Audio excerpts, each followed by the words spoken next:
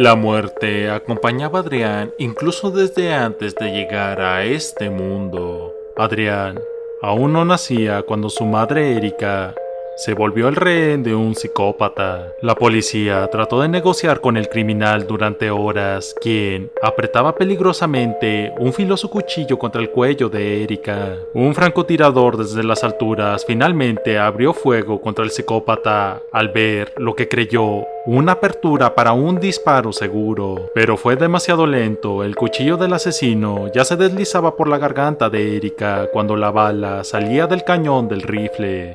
Así, captor y rehén murieron juntos. El cuerpo de Erika fue identificado y llevado a la morgue con el fin de remover el feto y preparar el cadáver de la mujer para su entierro. Grande fue la sorpresa del morguero cuando, al retirar el feto, este lloró, contradiciendo toda lógica. La mujer llevaba varias horas muerta. El bebé debería haberse asfixiado hace mucho. Así es como Adrián nació de los restos de su madre y rodeado de cadáveres. El morguero y su esposa adoptaron a Adrián, le dieron su nombre y su apellido y le ocultaron la verdad tras su inusual y tétrica llegada al mundo de los vivos. Adrián se interesó en el oficio de su padre adoptivo desde muy joven. Salía del colegio y se iba directamente a la morgue a pasar el resto de la tarde viendo a su padre trabajar y aprendiendo el oficio. Nunca tuvo muchos amigos y aunque era bien parecido, siempre ahuyentaba a las mujeres con sus tétricas anécdotas. Cuando Adrián estaba por cumplir los 13 años, se dirigía como siempre después de clases a la morgue. Cuando Adrián intentó cruzar la calle, no vio el semáforo. Un automovilista evitó como pudo atropellar al muchacho y chocó a gran velocidad contra un poste. El conductor no utilizaba cinturón de seguridad, por lo que salió disparado desde su asiento y voló varios metros en el aire antes de rodar varios metros más en el asfalto. Adrián corrió al lugar en donde el conductor cayó, un joven de no más de 25 años.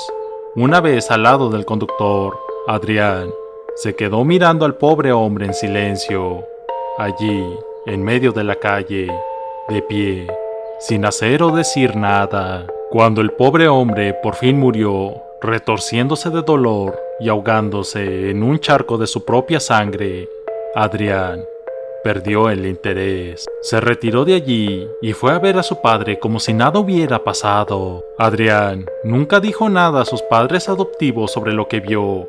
Algo en él cambió ese día. Ya no le interesaban los aburridos cadáveres de su padre, por lo que dejó de ir a la morgue después de clases. En cambio, Adrián se dedicó a su nuevo hobby, capturar animales para aplastarles el torso de un martillazo o darles una profunda puñalada en el estómago. Y así, contemplar cómo la luz de la vida se desvanecía de los ojos de sus víctimas. Él lo disfrutaba, gozaba ver cómo se iba la vida. Pero Adrián quería ver gente morir. Al igual que el automovilista que falleció frente a sus ojos, la muerte de los animales ya no le complacía. Sin embargo, Adrián era un chico listo. No tenía ningún deseo de arruinar su futuro volviéndose un criminal. Tal fue la obsesión de Adrián con la muerte humana que, durante años, puso todo su empeño en los estudios y se volvió un médico. Una vez trabajando en un hospital público y tener un puesto en emergencias, se dio cuenta que tenía un problema. Era demasiado buen doctor. Muy rara vez uno de sus pacientes moría. Tenía suerte si veía 2 muertos dentro del mismo mes. Así que, con mucho cuidado, Adrián comenzó a dejar morir a la gente que llegaba en peores condiciones. Ancianos con ataques cardíacos, gente con grandes pérdidas de sangre, etc. Los pacientes de Adrián tenían más oportunidad de sobrevivir sin la interferencia del siniestro doctor. Aún así, Adrián sentía que no era suficiente. Un día, un médico se acercó a Adrián y le pidió conversar en privado. «Colega, he notado cierto patrón en los pacientes que han fallecido bajo tu cuidado». El doctor hizo una pausa. «Los has dejado morir, ¿no es así?» Adrián sintió como su corazón comenzaba a latir de manera acelerada, pero su colega lo tranquilizó de inmediato.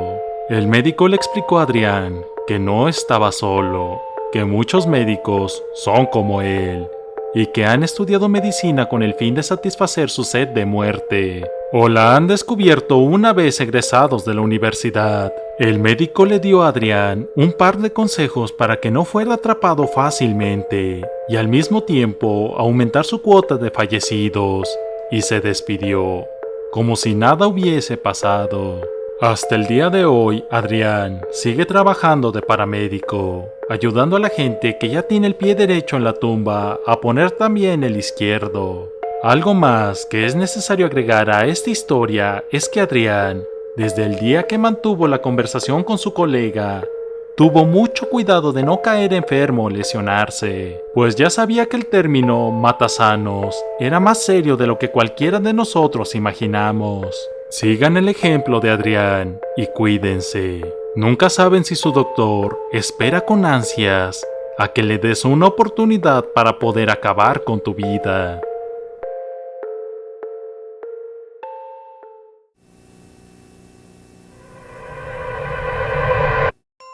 Transcurría el año 2005 y acababa de ganar el dinero que necesitaba para pagar una conexión a internet decente. Lo que más me emocionaba era pensar en toda la música y los videos que podía descargar gratis. Esa misma tarde me puse a bajar juegos y canciones que conforme se hacía de noche fueron volviéndose cada vez más oscuros. Ahí fue cuando cometí mi error. Mientras buscaba en diferentes programas cosas como psicología y cuentos de terror, me encontré con un archivo extraño. Se llamaba reg06.mp3. Me arriesgué a bajarlo, intrigado por las palabras que alguien había incluido en la descripción del archivo. Este es uno de los 12 sonidos de la grabación original de Hideo Takashima. Si encuentras alguno de los otros 11, contacte conmigo. ¿12 sonidos? Me pregunté qué sería eso. Parecía lo suficientemente interesante como para pasar el rato. Reproducí el sonido. No sé muy bien cómo podría definir lo que escuché. Se trataba de algo así como un ronquido o quizás el gruñido de alguna criatura. Pero ahora que lo pienso, parecía más bien la respiración agitada de un ser que se encuentra a punto de morir. Claro, con ciertos arreglos macabros como música de fondo que me pusieron los pelos de punta. En ese instante me di cuenta de que el archivo no se había descargado solo.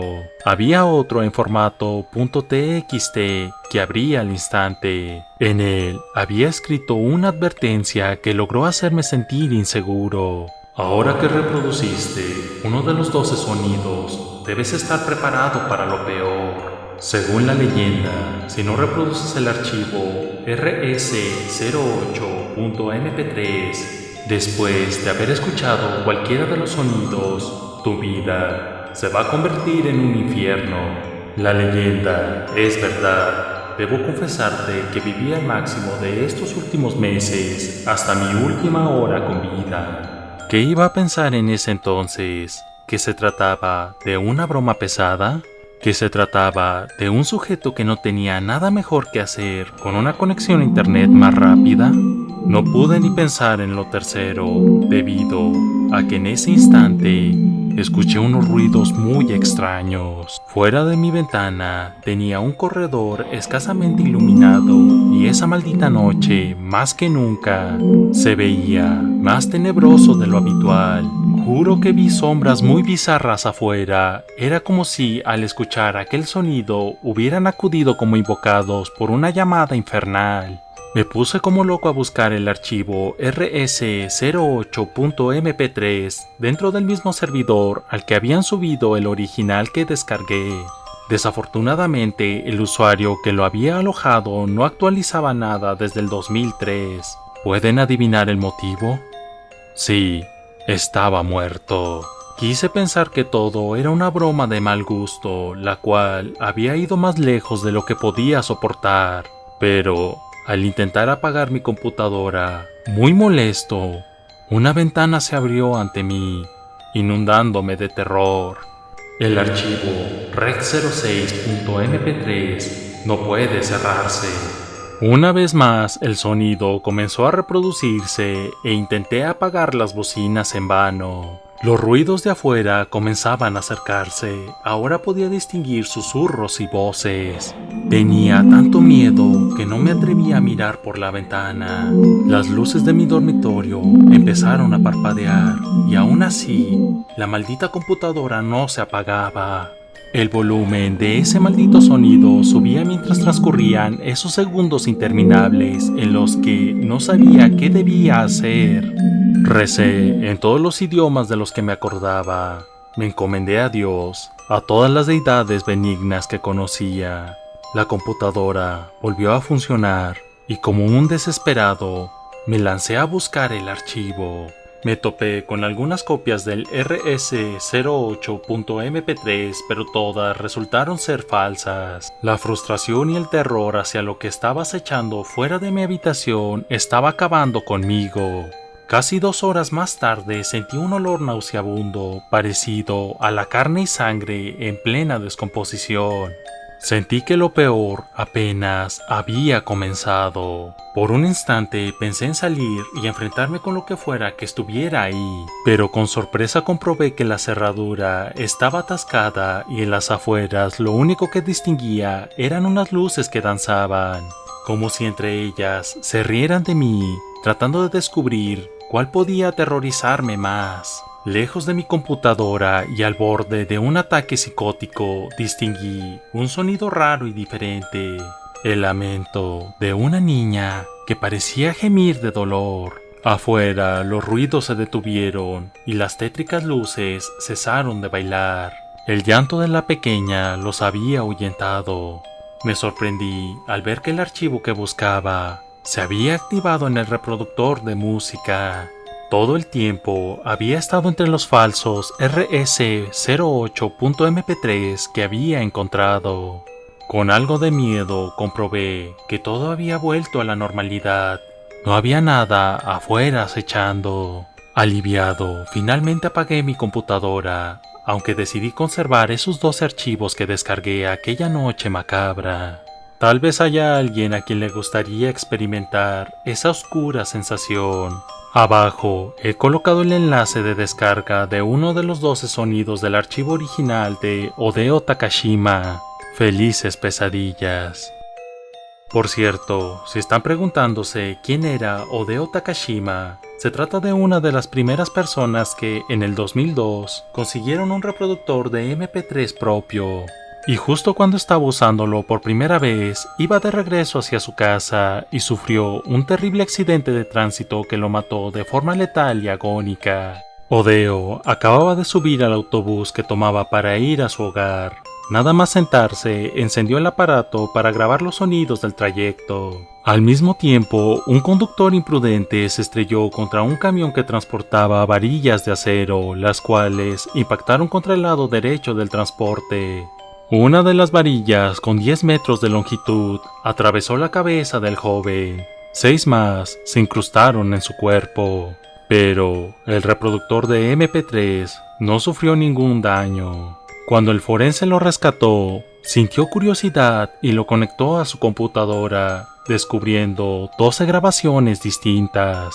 Se dice que todas forman parte de un mismo archivo de audio, en el que se puede oír cómo el camión de varillas choca con el autobús y cómo Hideo y las 17 personas que estaban viajando junto a él gritaron de agonía hasta morir aquella tarde cruel del mes de marzo. Ahora sí, piénsalo bien. Es tu decisión, aunque no entiendo por qué alguien querría escuchar algo así. ¿Realmente quieres hacerlo?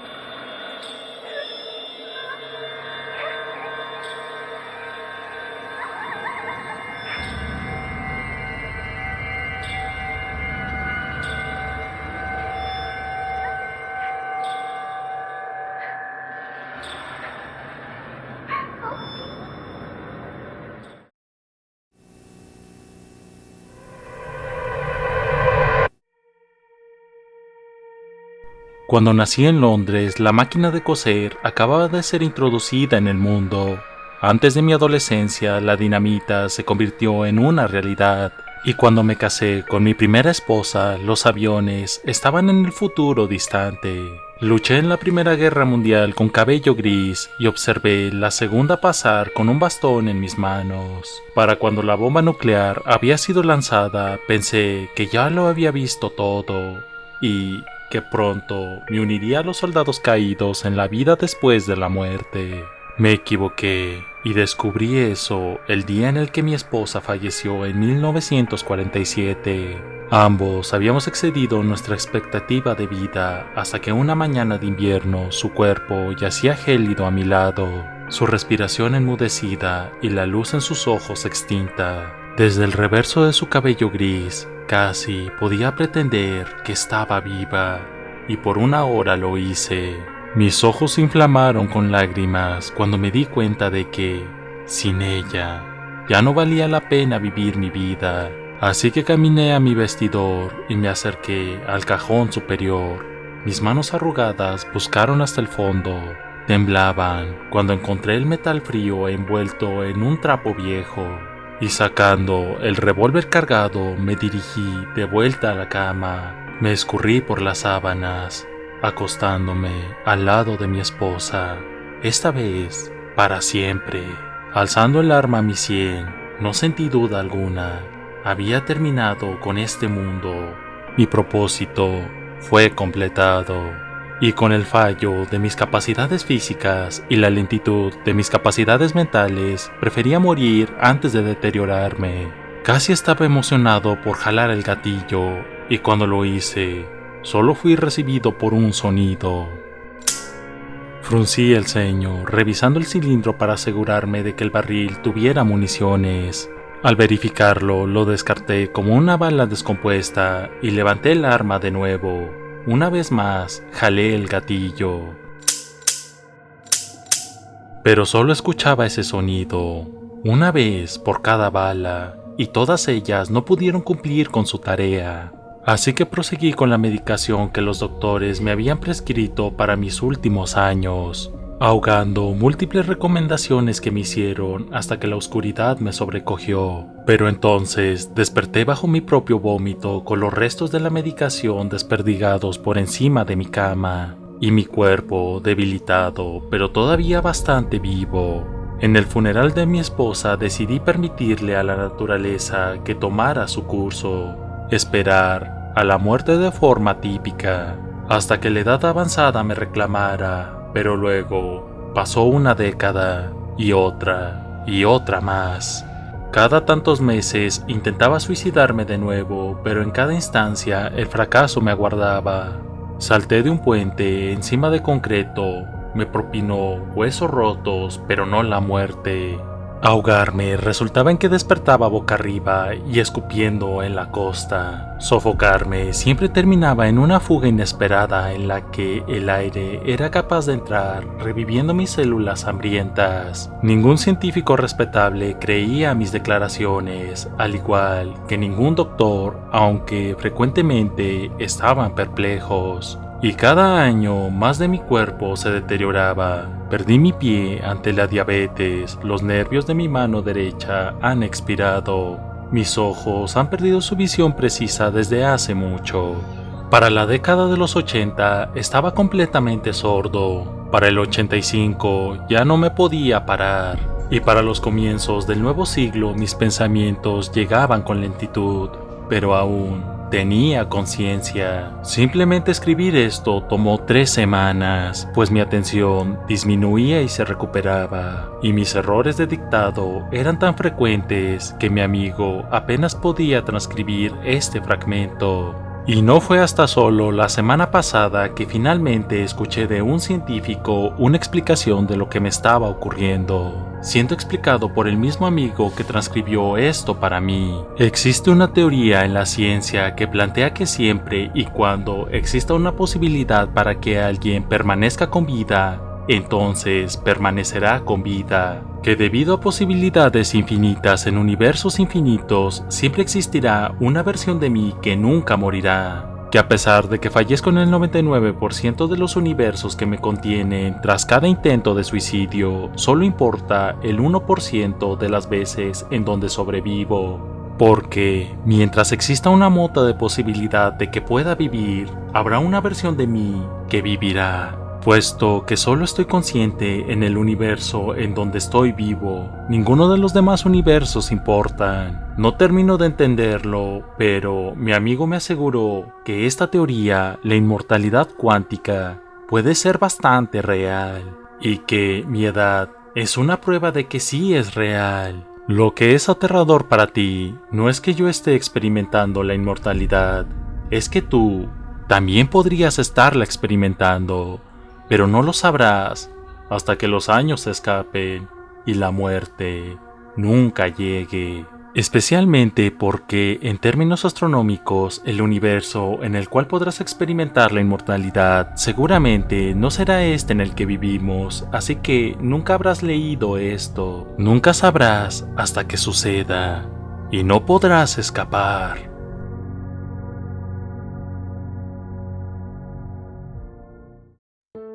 Antes de continuar con esta recopilación, quisiera tomarme un minuto para recordarles suscribirse al canal si quieren ser los primeros en ver mis próximos videos. Y ahora sí, continuemos.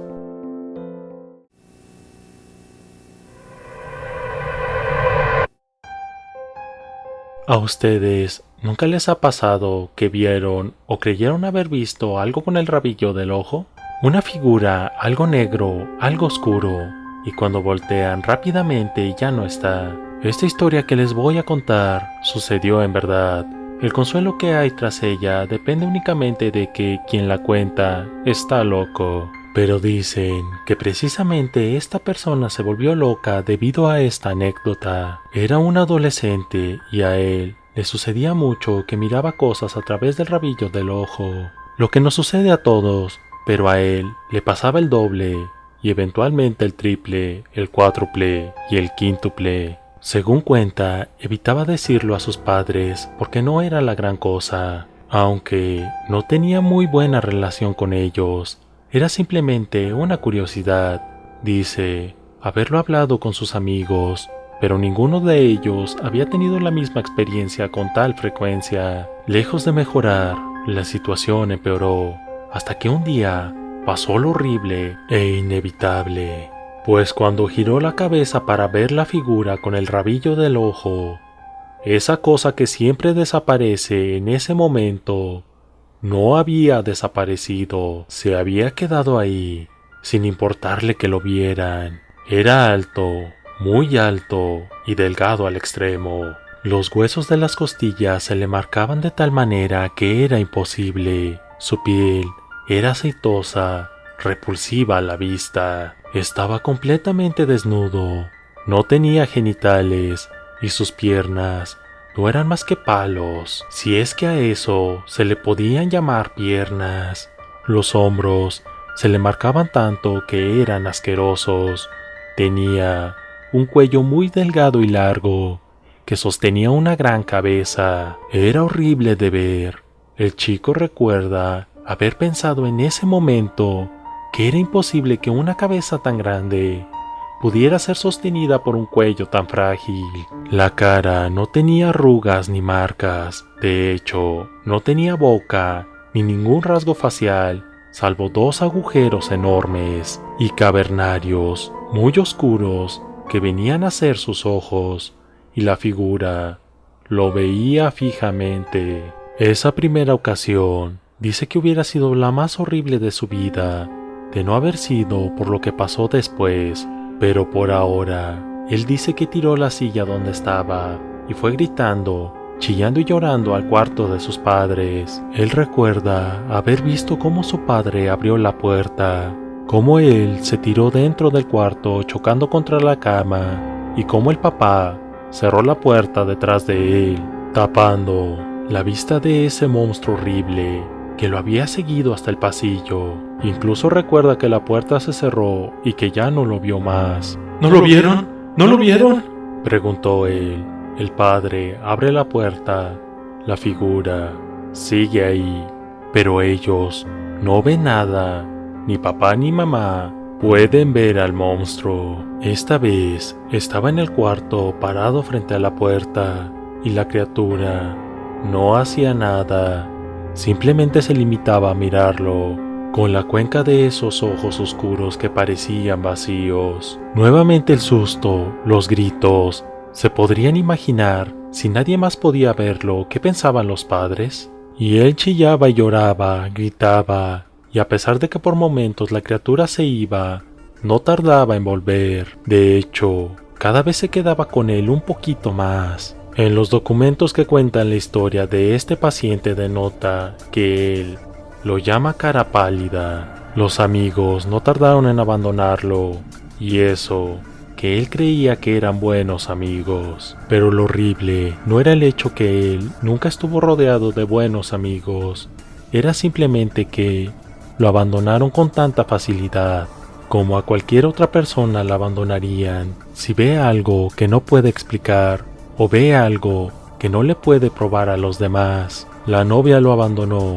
y él cada día se iba poniendo más enfermo, hasta el punto que su salud mental empezó a deteriorarse. Reporta que el monstruo incluso lo seguía de día, ya no solo de noche, y como siempre, solamente permanecía de pie, mirándolo incesantemente. No fue más a estudiar, dejó de hacer las actividades que siempre hacía, y pronto se convirtió en un incordio para sus padres, porque el chico no quería abandonarlos nunca, pues se sentía mejor si permanecía en compañía de otro ser humano que estuviera con él para no quedarse a solas con cara pálida. Pero nuevamente, así como los amigos lo abandonaron, los padres también lo hicieron, recluyéndolo en una institución mental. Pasaron los meses y su odio creció tanto, pero tanto, que comenzó a arrojarle cosas a cara pálida, cosas que simplemente pasaban de largo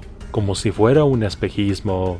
No solamente de gritarle o insultarlo, no solamente de reunir valor, de ir a atacarlo él mismo, no solamente de rogarle llorando que por favor lo dejara en paz.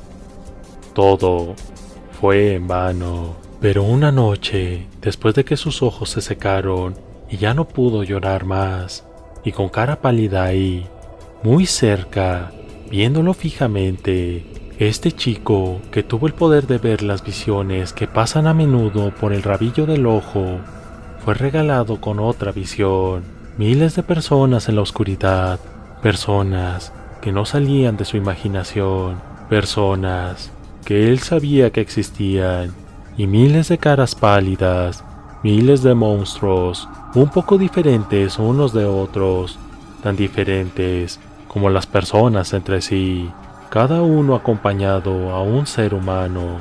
Entonces lo supo, cada uno de nosotros tiene a su propio cara pálida, solo que no lo podemos ver.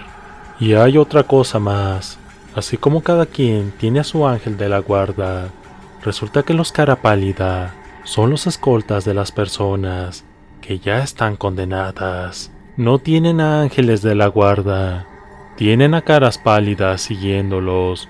Muchos dicen que nunca vieron figuras extrañas ni cosas raras pasando a través del rabillo del ojo. Quizás ellos sean los que están a salvo. ¿Y tú, alguna vez has visto algo extraño por el rabillo del ojo?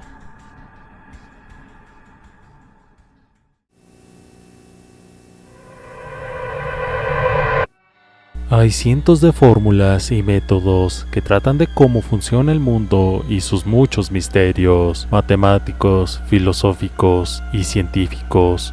Toma los que te gusten y puede que te sirvan para contestar esos pequeños interrogantes que te hacen recapacitar y replantear unos minutos, pero aún no hay una forma para desenmarañar aquellos misterios que realmente remueven la curiosidad humana hasta sus raíces, o por lo menos aún no hay un método seguro para hacerlo. Belcebú no solo es un demonio que goza de masticar los cadáveres putrefactos de aquellos que venden su alma a Satanás. Pasa y resulta que sus miles de años también le han dado gran sabiduría, la cual siempre está dispuesto a compartir con los mortales.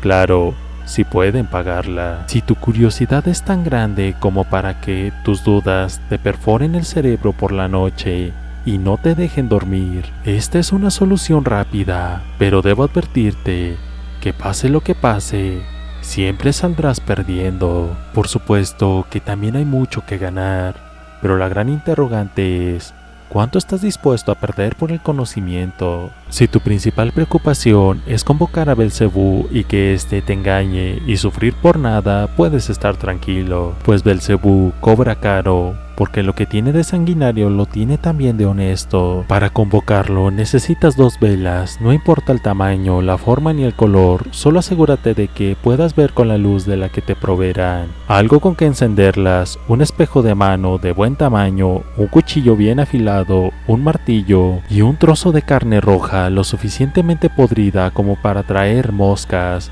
puesto estás intentando atraer a la reina de todas. Debes de estar completamente solo en una habitación con puertas y ventanas cerradas, totalmente a oscuras, sentado en el suelo con todos los elementos antes mencionados durante la noche de luna llena. Todo eso exactamente a las 3 de la mañana. A esa hora, la frontera entre este mundo y el otro es más delgada. Coloca la carne frente a ti a poco más de 1,5 metros, y entre tú y ella las 2 velas con el espejo, el martillo y el cuchillo en medio. Toma el martillo y rompe poco menos de la mitad del espejo y muévelo tanto como puedas. Toma el vidrio molido en tu mano hábil y apriétalo con todas tus fuerzas, lo suficiente para que el vidrio se incruste en tu carne y lo suficiente como para que la sangre no se filtre. Mientras, clava tu mirada en el trozo sano de espejo y espera. Cuando creas que ya han pasado 5 minutos más o menos, parpadea lentamente 3 veces. Y cuando abras los ojos la tercera vez, tu reflejo tendrá las cuencas vacías y te sonreirá levemente. Ahora debes aflojar tu puño derecho y dejar gotear la sangre sobre el espejo hasta que te sea imposible ver tu reflejo. A continuación, sopla las velas y quédate quieto con los ojos cerrados. Escucharás cómo el aleteo de las moscas que rondan el pedazo de carne se hace cada vez más fuerte, hasta el punto que pasa de ser solo molesto a ensordecedor, y tan de repente como comenzó, cesará. Felicidades, si llegaste hasta aquí, Belcebú ya está en la misma habitación que tú. Escucharás cómo se acerca a ti, caminando con sus 6 delgadas patas al ras del suelo, y sube por el delgado brazo con el que sostenías el vidrio molido, hasta pararse en tu hombro. Luego, meterá su larga y delgada lengua en tu oído. Él te está probando y no tocará tu ofrenda hasta que termine. No te asustes, él no te hará daño. Si considera que no vales la pena, solo se irá y se llevará la oreja en la que está hurgando como pago por molestarlo. Si pasa su prueba, se bajará de ti y se comerá la carne podrida que le ofreciste. Debo recomendarte que en ningún momento abras los ojos, sobre todo llegado a este punto. Es de mala educación mirar a alguien cuando está comiendo, y es una de las cosas que más odia Belcebú. Cuando él termine de comer, las velas se encenderán solas y te agradecerá por la comida. Es ahora cuando puede abrir los ojos y tratar de mantener la compostura por más desagradable que sea lo que verás. Lo que verás es una copia exacta de ti mismo, pero con las cuencas oculares vacías, desnudo y la carne de ese cuerpo en pleno estado de descomposición. Quizá lo siguiente más inquietante sea la mosca del tamaño de un ave pequeña que se posa en el hombro de tu copia. No te confundas, ese que estás viendo no es Belcebú tomando tu forma, es tu reflejo, y es también la primera cuota que pagar por haberlo convocado. Ahora que el primer pago está saldado, puedes hacerle todas las preguntas que quieras y cuales quieras. Él te contestará con certeza y honestidad. Puedes preguntarle dónde está cualquier persona, el significado de la vida e incluso los números de la lotería. Pero cuidado, porque con tu reflejo solo pagaste por algunas preguntas y no todas valen lo mismo. Él te avisará cuando ya esté saldada la deuda y te ofrecerá más respuestas si las quieres.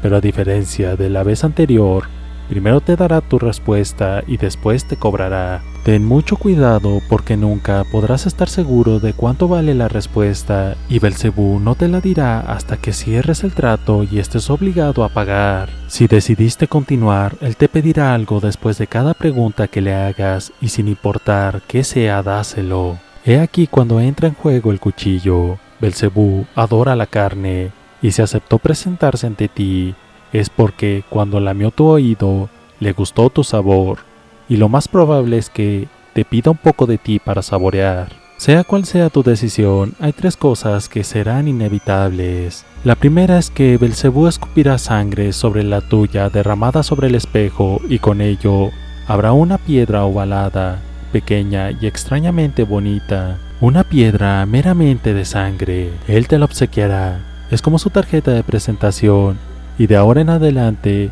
estás en su lista de clientes permanentes. Cuando quieras, él se presentará para sellar otro trato y tal vez también se presente cuando tú no quieras. Pero siempre que él se haga presente deberás hacerle una pregunta y dejar que se lleve algo. La segunda es que cada vez que te veas en el espejo verás a ese tú putrefacto sin ojos, furioso, golpeando el vidrio que los separa, intentando llegar a ti mientras esa mosca que se apoya en su hombro desde aquella noche se alimenta de él. Estate tranquilo, pues estás fuera del alcance de sus manos, pero no del de sus gritos de dolor, de sus amenazas y de sus llantos. Es algo muy desagradable y vale aclarar que serás el único capaz de ver ese tú reflejado. El resto de las personas no verá un reflejo normal y corriente.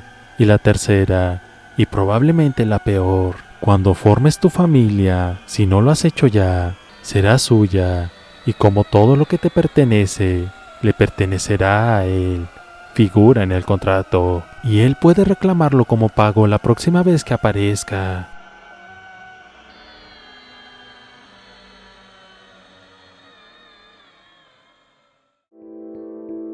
Si quieres aún más terror, te recomiendo El extraño caso de Edmondson, Kentucky, una de las historias más increíbles y espeluznantes de todo Estados Unidos. El link estará en la descripción, en el comentario fijado y en la tarjeta que aparece ahora.